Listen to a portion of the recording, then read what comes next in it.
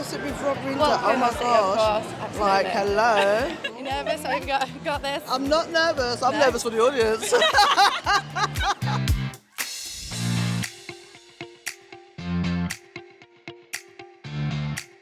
17 years I haven't been on a date. It's a long, long time. Oh my How God. was it like nerve-wracking? I can't tell you because you've got to watch the show. Well, I yeah, can't no, you tell can't you. see I much can't of it. tell you. I'm not getting married to him anytime soon. I mean, I'd love to do Strictly, obviously. I feel like everyone would love to do Strictly, so I'm putting that out there.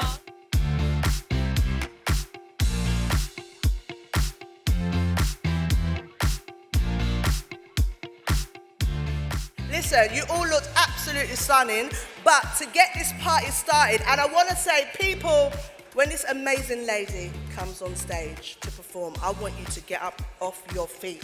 White people, start dancing like you just had jerk chicken, okay?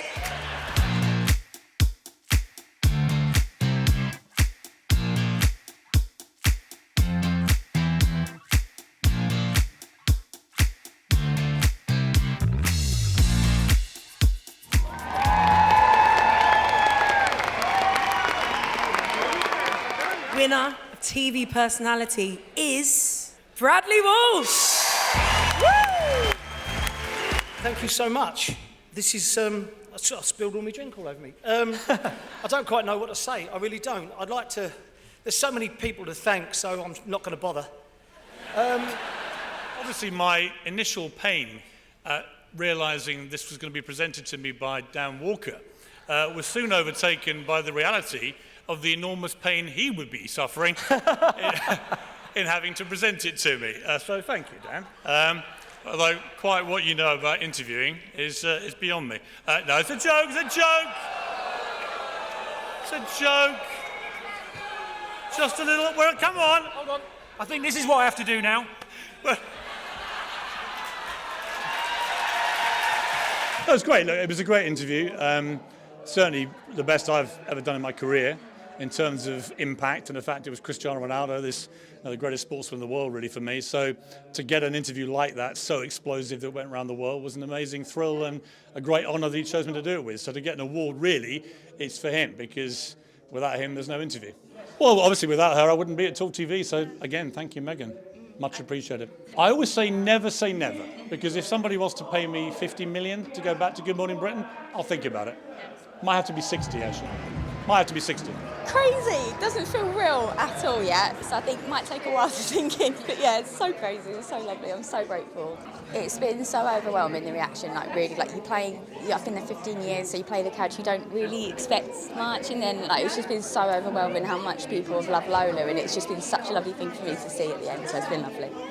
Oh, I'm going to need that in the morning. Thank you so much. Thank you. I think we started just by, it was only ever going to be 6 episodes, and I was told Peter just wants to sell a book. That's all it was, really. If we're being really honest, it was just meant to be 6 episodes, help Pete sell his book, and they got me involved. And I knew from the first episode that we did that there was something very special about this podcast, and it's become exactly what we never really expected. But I guess looking back, probably would have hoped it would have become. We've been to the Palace with Prince William, we're going to Wembley Arena on the 4th of November. You sit in that little room, do a podcast, and you don't realise how many people it kind of reaches, really, until you come here and do something like this, you know? Are you sure this is what I'm supposed to be doing? I actually wanted somebody else to win, but I'm glad that we did win, because the fans are really good, aren't they? Everybody who watches Gogglebox is like really into it. When you do radio, you're talking in a little box. You don't know if anyone's even listening. So, like, sometimes you have to say to people, can you text in just to let me know someone's there? So it's always a surprise, so it's nice. It's more so for the team, though. Do you know what I mean? It's nice for us as a team. To be honest, I can't actually talk. In real life, I'm a horrible, horrible person. So they just make me sound nice. Yeah, and it's really great because this one is picked by the audience, you know, it's picked by our viewers, and it's a sort of testament to how popular we are and how relevant the show still is, even after such a long time. It's still very popular, which is great. Any celebrity who dares to think they can beat the Chasers, bring them on.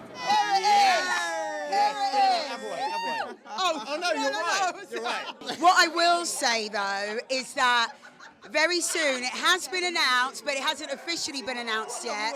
We will be revisiting some of our old house hunters. So there will be a new series where we go and visit some of our house hunters of the past and see what they've been getting up to since they got their place in the sun. So we're excited about those. I'm really pleased and I'm very proud.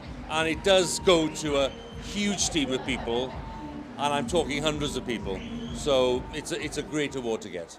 Lots of people ask me about Strictly, and the answer is I probably would like to do it, but not while I'm doing a full quota of news, and I think it's not possible to juggle the two things, because one thing I have learned from friends of mine who've done it is that it's a pretty full-time thing to rehearse, to practice, to get super fit.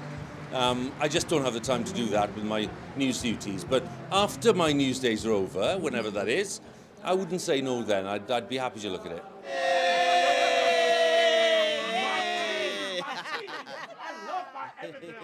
Yeah, go on, Ainsley. Feels lovely. It feels very unexpected, actually. We were all just in a bit of a little daydream or a world of our own, and then suddenly they shouted Emmerdale, and we're all like, oops, who's going to say the speech? Yeah.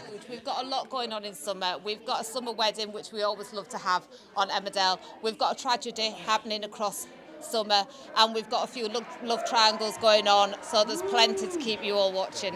Yeah.